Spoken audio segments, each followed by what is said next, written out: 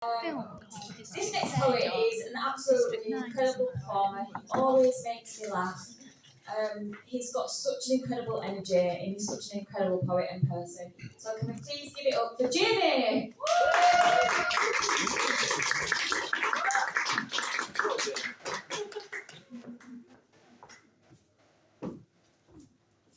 Hello everyone, how's everyone doing? A little bit hesitant there. I just want to echo what everyone else has said. Thank you for this platform and giving us grassroots artists a chance and opportunity to express ourselves in our own distinctive way. So thank you, Julia. Yeah. Okay, does anybody like biscuits? Yeah. I'm going to say it'd be a lie if someone said no. I want to read this poem to an audience and no one put their hands up. I'm thinking, that's a lie. Anyway, this is a note to you and it's titled The Biscuit or Two. I have just returned from a run. It's time to kick back my feet with a brew. Surely I won't be harming my figure if I have a biscuit or two. I cannot help but snack when the biscuit barrel is playing in sight. I always binge eat pretty much through the day and then I go to bed feeling guilty at night. There is nothing wrong with a cheeky treat, a little biscuit on the sassy whim.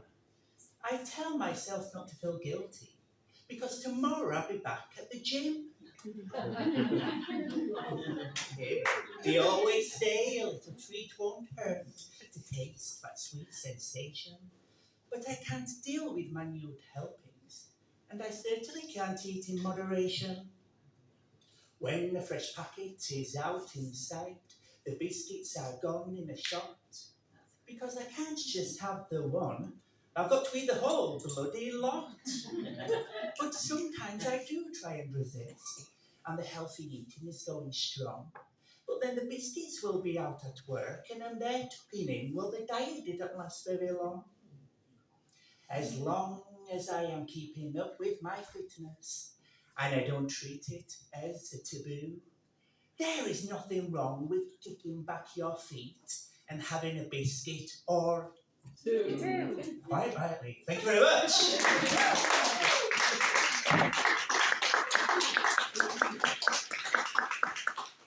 So, when I was at university down in Leicester, many moons ago, the first thing that I tried was try and give something up for Lent. And I've got such a toothsome tooth, sweet tooth, as you'll gather. And I tried giving up sugar, sweeteners, chocolate, anything sweet delicatessen. And I lasted about 3 hours. And I knew I had to write about this, and it's called I Always Seem to Break My Lent.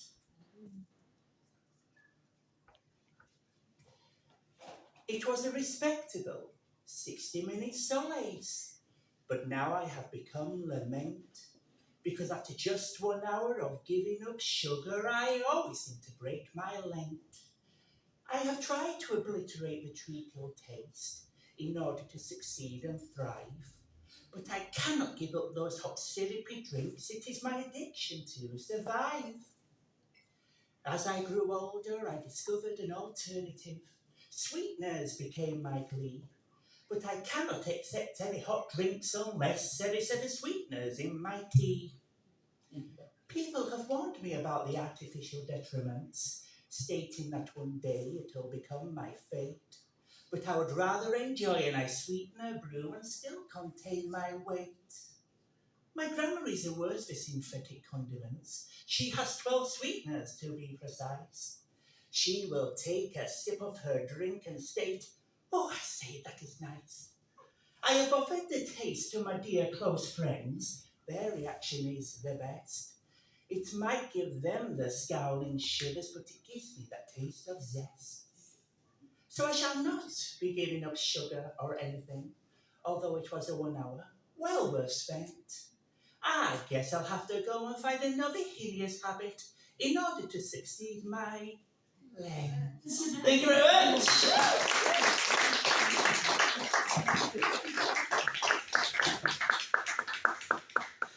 Okay, so as well as a poet, and I'm also an animator, and I do animate a lot of artists and spoken word and poets material. So if anyone is interested in commissioning me in here, come to see me after. And yeah, so when I'm not doing that, I'm also a burlesque artist. And I go under the name as Hattie Go Lucky. And my friend once said, you know, you've written all this material about various different subjects, but the one thing that you haven't written about is burlesque. And so here it is, and it's called Norman, the Great Burly Tycoon. Norman is finding his senior life a right pain in the arse. Reaching his 80s is a hideous curse. He's not the one to slow down and live life so content, because he couldn't think of anything worse. He has discovered an alternative vocation in life. He has decided to give burlesque a bash. He's qualified to become the next carnal icon with his alluring porn star tash. He is destined for the stage to be the next big hit. Vaudeville is his ultimate aim. He's sticking two fingers up at his vanilla past life, compelled to be the next Great Dane. He's unleashing his Harlow to the world. He's creating a fabulous ado. He's flaunting his provocation, his suspendable stockings, whilst canoodling with his dickety-boo. He's paving his way to a new venture in life. He's expressing his infectious lampoon. Why do you need the next greatest showman on earth when you've got Norman and his burly tycoon? He has achieved stardom through his wisdom and charm. He is owning the stage of his statuesque.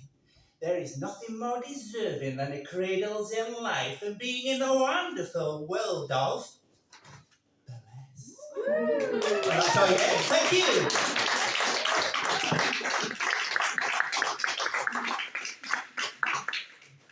So I brought along a couple. I've only got a couple of copies now, and it's my second publication. It's called The Vision of Storytelling. And it's a visual interpretation of my written journals dating from 2021 to 2023. My partner's deaf, so English is a little bit of a barrier for him.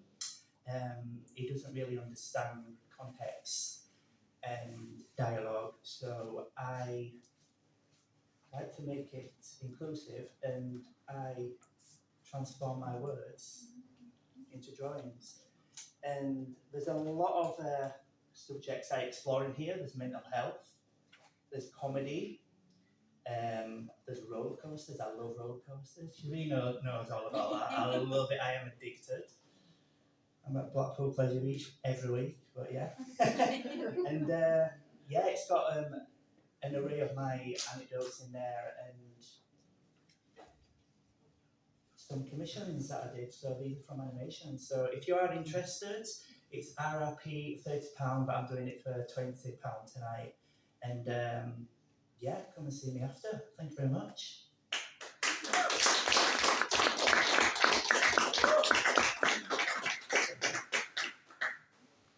So me and my partner have got a beautiful, beautiful, adorable cockapoo. She's so sassy. And I sat down one night and I thought, what would she actually say if she could distinctively speak? What would she thank us for? What would she commemorate us for? And I wrote this, and it's from her perspective, and it's titled Penny.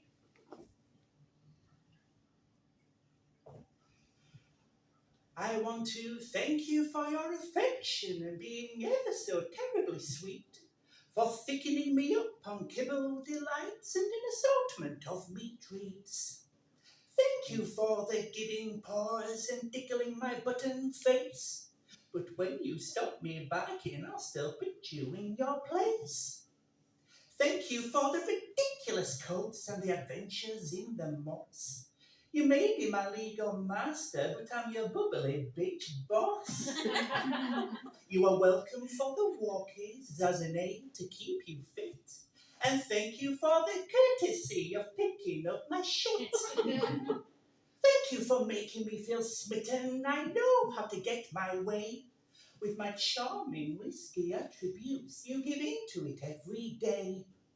Thank you for embracing me. I am the prettiest dog you'll get. All my growls and licks and love, your divine penny pet. Oh! Thank you very much.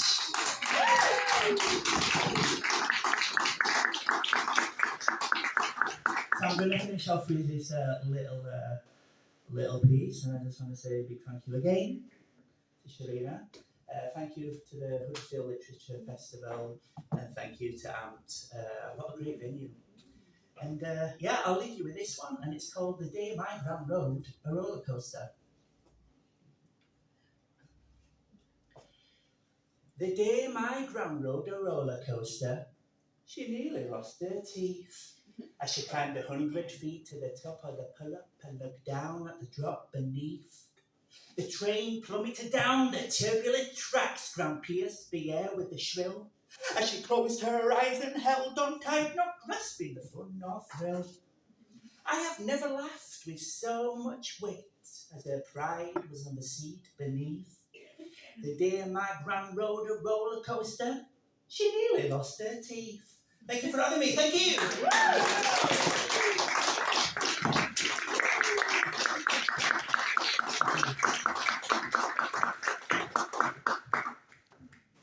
That was amazing, Jamie. As always, Jamie's such a great entertainer, and he's got such it's just amazing. So I'm going to share a couple of poems myself because everyone's always saying to me that I do a lot of hosting, but I don't actually share any of my own